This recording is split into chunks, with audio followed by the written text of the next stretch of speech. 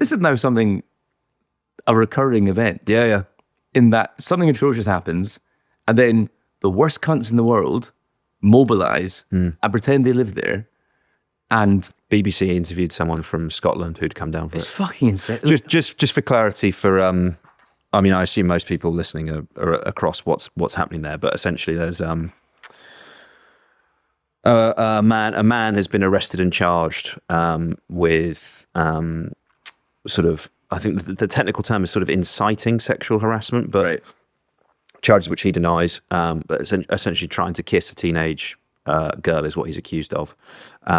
He came over on a small boat, and as a result, there's like sort of several hundred people are amassing every few days outside a hotel called the Bell in Epping, which is, in all the media I've seen, they say it's believed to be an asylum seeker hotel, or they say, alleged asylum seeker hotel, or they put in quotes asylum seeker hotel, which I feel like might be an element of not wanting to identify it as such and therefore make it more of a target than it already is. Yeah.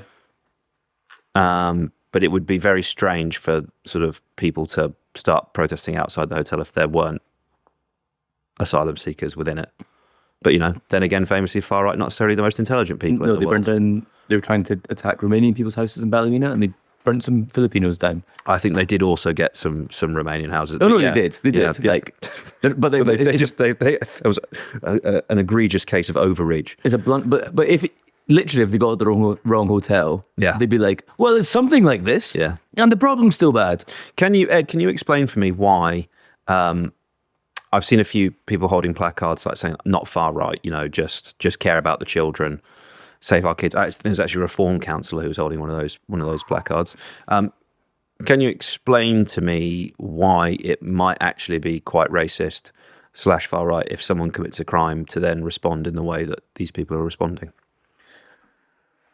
Because you are responding with that energy and violence only to these crimes that are committed by people who aren't white, to immigrants.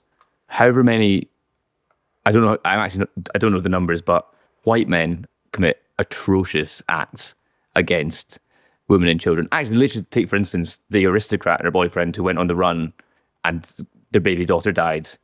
That's a horrific story. And you're not rioting about the death of that girl. Think of every atrocious story you've heard about a man. Wayne. Let's take Wayne Couzens, for instance, killing Sarah Everard. There's women protesting. The far right were quite quiet on that one. If you're interested in protecting women and girls, it only inspires such venom when it is someone who's not white during it. So it's completely hollow saying you're there to protect women and children. You're there because you're racist. And it's now becoming a pattern with each of these events. It is in these people's interest to go there and make content to make it seem like the problem is worse than it is, and to attract more support, and to also mass there to make it seem like it's just concerned bystanders that are there. There's now, every time I actually think now, anytime one of these crimes is committed by someone of Romanian extraction, someone who came across on a small boat, someone who just sort of seems, it might not even be factual. Like, someone could be accused of being an asylum seeker. It could be a chain of whispers, and eventually the story gets out. Southport. And we saw what happens there. And it's now in these people's interests to fan the flames of it. Like, I downloaded, I delete Twitter when I'm not working, and I kind of clicked on Twitter yesterday evening, and it was just every single right-wing, far-right headbanger saying, like what's his name? Tinconi, who's the leader of UKIP. UKIP still exists, by the way, guys. if you're not across that. And he'd gone down to Epping to make a speech. And so you're making content there. Oh my God, imagine a mainstream political figure went to Epping and made a speech there. they'd be hung out to dry because it's cynical, it's opportunistic, and you're trying to stoke racial tensions by doing it. Agree with all of the above. Yeah, It's just going to make me feel that sick, to be honest. Like, I really think I think the kind of edifice of British politics, both at street level, constitutional level, I think it's like bursting at the seams. Whether it's the fact that we have a first past the post electoral system and about 5 parties all polling between 10 and 25%. What the hell happens if that happens in a general election? Can't wait to find out. I haven't considered or priced in, a reform style. They've stolen the election from us. Let's not rule that out. So that's happening sort of, nationally, constitutionally, electorally. And then for the last couple of years, you've just seen repeated instances of sort of sectarian mob violence. And that can be, in this instance, sort of far-right agitators forming vigilante lynch mobs to try and attack asylum seeker hotels. It can be sort of people of pro-Israeli, pro-Palestinian disposition clashing with each other in central London on a Saturday afternoon. It can be Indian and Pakistani people. There are so many sort of different schisms along which you're just now repeatedly seeing sort of and it's being normalized, this street violence. And I just think it's a very dangerous political moment, and I'm not sure the government, or specifically Starmer, is really equipped to be able to, apply the healing salve, the ointment, the balm to a traumatized country. I might push back on that a little bit.